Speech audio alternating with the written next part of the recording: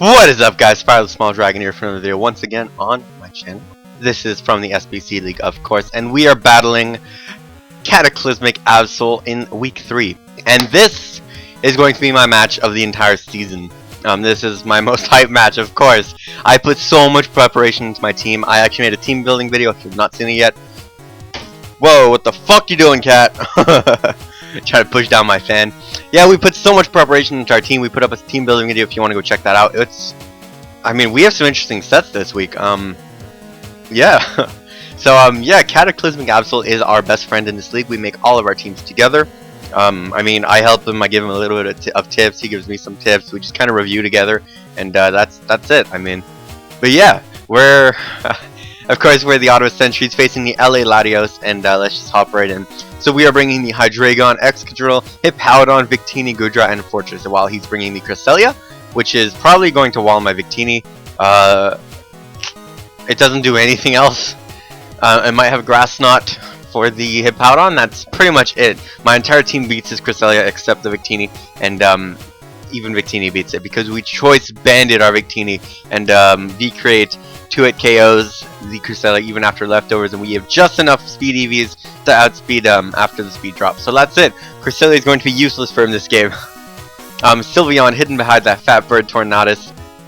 What do we have to do with Sylveon? Well, we have two weaknesses to the Specs Hyper Voice that he might be bringing. He brings that pretty often. And then we have Fortress, Victini, and Excadrill to resist it. Now my plan is to take the Hyper Voice by switching into my Victini and OHKOing it with my choice banded Victini. I'm only going to be taking like 30-35% from it, so go ahead. Cat, you are fucking loud. Do not push down my fan. So yeah, our Victini is going to take care of Sylveon. Next up we have Tornadus. We have Goodra, which can switch into Tornadus perfectly. We have a perfect EV spread to switch into a knockoff, Hurricane, whatever I want to switch into. And we're carrying Counter and Toxic for the Tornadus. So Tornaduses are never mixed. Never special only. Sorry. They always carry knockups. They always carry U-turn. All those like physical moves plus Hurricane. So we're carrying Counter to expect the knockoff and deal a big nice chunk of damage to that Tornadus. Or for U-turns, whatever's coming in. Gallade, we wall that with our Hippowdon 100%. He cannot touch our Hippowdon. He might have sub, but even that we can break with our EQ, so we're fine. Donphan.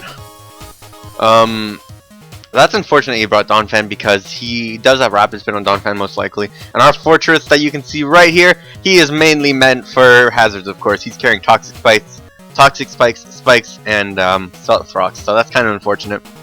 But yeah, we can deal with that pretty easily with pretty much everything. V-Create does like a 90%, so like after Stealth Rocks we have a little chance of OHKOing it there. And then he has Leopard, which doesn't do much to my team. We do have two ground types which can take the possible Thunder Wave. He might have Foul Play, so I mean Hippowdon's going to take care of Leopard 100%. So pretty much our team matchup, we're really doing okay right now. This Tornadus is scary because if he can get rid of my Goodra, then Tornadus is gonna kind of like destroy everything. We do have a very bulky team though, so that should be fine. Now that I look at it though, we actually have like all bulk. Yeah. Anyways, let's just hop right into it. And so we're going to go to turn 1. So he leads off with the Tornadus, and I expected something else. I forgot what I was expecting, but I don't want to take a Grass Knot, so I go straight out into Goodra, and he goes for the Grass Knot. Doesn't a whole 9%, guys. Like holy crap. And I have Gooey ability, of course, so his speed is lowered. Now I'm expecting the knockoff. He's definitely going for the knockoff. So he goes for knockoff. I fucked up and I give my Goodra Chesto Berry. I go for the counter and get 50% off. I could have gone Rocky Helmet and gotten a nice extra damage on this little Tornadus. Now he's actually slower than me after that knockoff because of my ability. So I'm expecting him not to U-turn to switch, and I go for the Toxic, predicting that.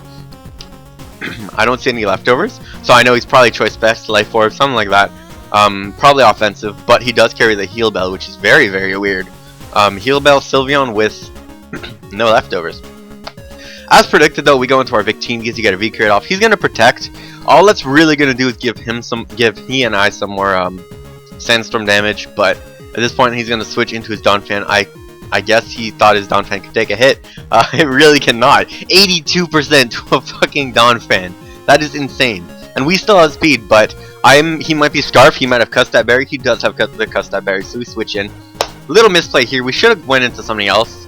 The Hydreigon probably expecting that, or EQ, but instead we go for our own Stealth Rocks, and now we know he's gonna Rapid Spin. So that was a little bit of a misplay, letting our Fortress take that damage. We go into the High Dragon knowing he's about to Rapid Spin, EQ, something like that. He goes to the Rapid Spin, of course, and now we get a very strong Flash Cannon off on something. Now, instead of going to the Sylveon like I thought he might, he goes into the Tornadus. It turns out he's Assault Vest. From this damage, I know for a fact he's Assault Vest. He's not Life Orb, he's not anything else, he's Assault Vest. So that's very interesting that he brought Assault Vest, considering most of my team is physical. We're going to bring in Hippowdon, we're going to get our... we're going to try to get our rocks off anyways, but he brings in Cresselia. He's going to start Calm Minding though. That's a little bit scary. So we're going to Toxic the Cresselia because we know that he has no method of removing Toxic other than the Sylveon's Skill Bell. So we're going to go straight out into the Excadrill, which we know he cannot touch me. He goes for the HP, probably Grass. I think HP Water would have been better because it does hit my Victini, my Hippowdon, and my Excadrill, but that's up to him. We go for the SD knowing he cannot touch us. Now we're going to get a nice Iron Head on something. He's going to just try to deal some damage. He's dying slowly to Toxic. This Cresselia is going down.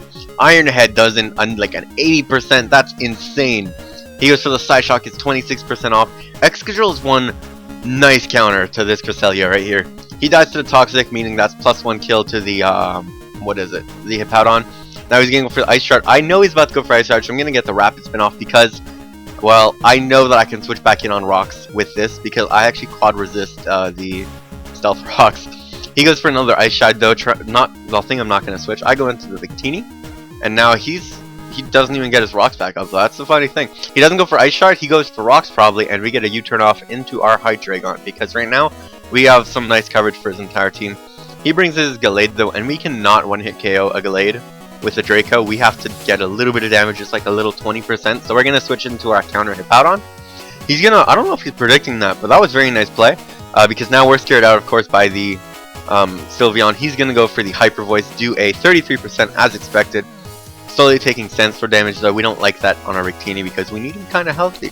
So we're going to go for the V-Create on his Protect. I mean, it's, again, not doing anything. He's still going to die to this V-Create. If he switches whatever he wants to do, he's going to die. So we go for another V-Create, and boom goes the Sylveon. It's dead! So yeah, we're gonna get the speed lower and everything. He has 3 pretty damn fast Mons left. So that's the worst part about this. Now, we're gonna go on counter, but we're gonna pause this. I'm gonna bring up a little notepad for you guys here. There you go. This is something I call speed. I went ahead and wrote down all the speed of all his Pokemon. The speed that they'd usually carry, like Sylveon would carry a couple of Vs, maybe like 80 Vs, I don't know, in speed. But this list is incorrect. I gave Gallade 285 speed. I'm sad.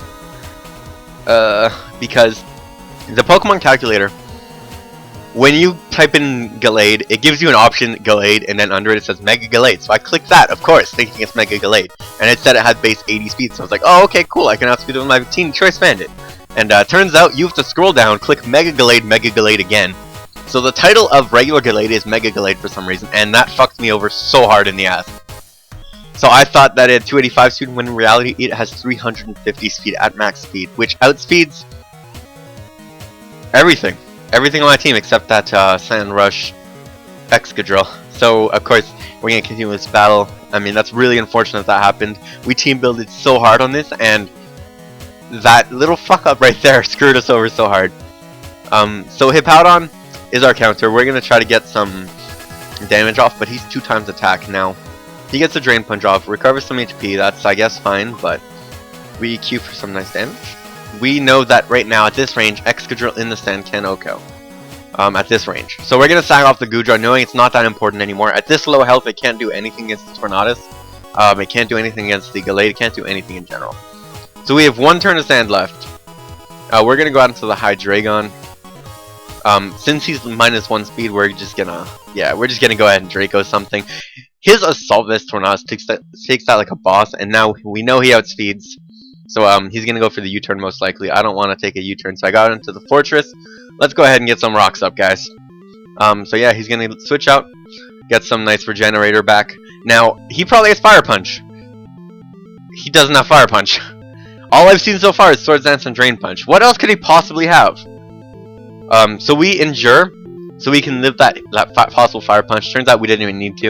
And we get up our rocks, of course. Next up, we bring in Victini. He thinks it's Scarf. We are so lucky that he thinks it's Scarf. So we V-create an Oko, that Leopard. He thinks it's Scarf. We are so fucking lucky. Yeah. Anyways, so he goes out into the Tornadus. We're minus speed now, so he thinks he can outspeed me. We got into the Hydreigon, knowing he's gonna U-turn most likely. Maybe Hurricane, but we know that we can live a hit. And yeah, so we're gonna go ahead and this Hydreigon's dead now. But I don't know what he was thinking here, to be honest, but he switches again and sacks his Tornadus completely. He was probably expecting me to switch into the Hippowdon. However, I didn't do that. I felt it was safest just to sack off my Hydreigon, and he goes back into his Gallade, his last Pokemon. We are 3 versus 1 right now. The Auto Sentries look very, very nice right now. However, yeah. This is where the speed thing fucked me over. This is where I realized, oh crap, he's 350 speed when I brought in this Victini. So what I probably should have done is bring in the Hippowdon to get the stand up so Excadrill can go ahead and do some damage. But instead, I threw away a possible 2-0 by killing off this Victini. So let's just keep on going with this battle.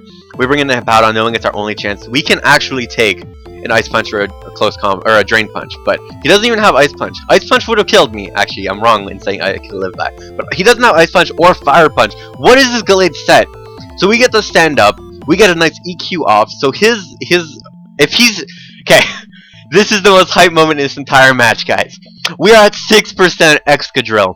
His set is the weirdest freaking Gallade set I've ever seen. He has Drain Punch and Swords Dance so far. That is all he's carrying. He has 2 extra moves left. Maybe Substitute, I don't know. But he doesn't have Fire Punch or Ice Punch. Now, if he has Shadow Sneak, we lose. We know that he's 2 moves left over. We do not know what they are, and I don't know what he could possibly bring. So he's gonna have Shadow Sneak for sure, right? And he doesn't have Shadow Sneak. We die to the Life Orb Recoil. He goes down first, so we are considered the winner at 0-0. We get 1 win, Absol gets 1 loss. He was not carrying Shadow Sneak. That is so freaking huge. This match, I was really upset at myself because I worked so hard on team planning, but overlooking the speed on Gallade really fucked me over. If I knew that he had that speed, it would have went down so differently. But we still managed to win this in a 0-0 victory. Neither player had any Pokemon left, but I still won the battle. I am amazed. Like, this match was so intense. I was shaking the entire time because it was just a really, really good match. Good game, Absol.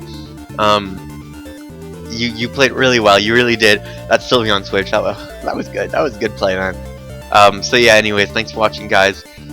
This is my most hype match of the season. I was so excited for this. So, yeah, good game, Absol. Thanks for watching, guys. I will see you week 4. Goodbye, guys.